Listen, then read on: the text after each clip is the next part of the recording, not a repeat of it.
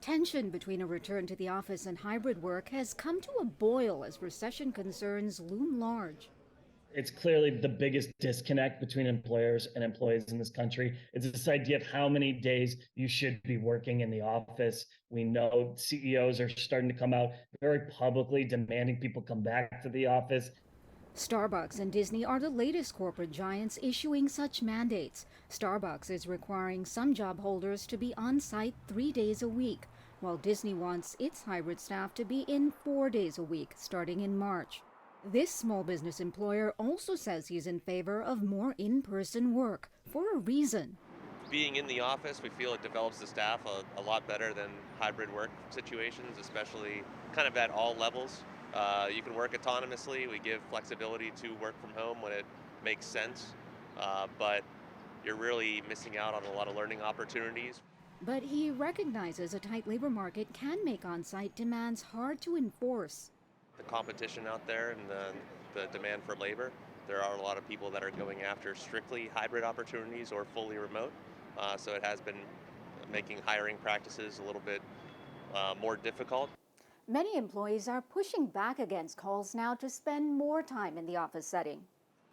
Still, the pendulum is swinging, employers noting more workers returning to the workplace. For example, in Manhattan, as of last fall, 49% of workers were in the office on an average weekday, up from 38% in April, according to industry trade group the Partnership for New York City.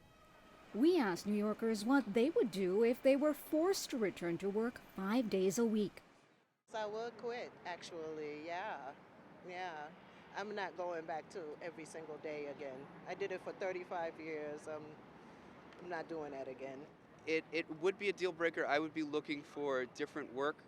But for others, work-life boundaries and job security take precedence over flex time.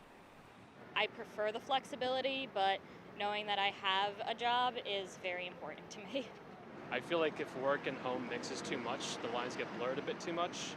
DALIA FELDHEIM says finding a middle ground is key. This is a really important point for employers to take note of, because I think forcing employees back into full-time work will not work. Hybrid is here to stay.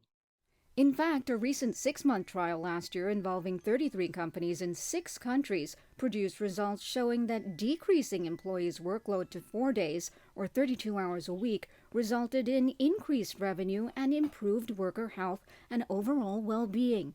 As a result, the report found 100 more companies are considering or implementing the same approach.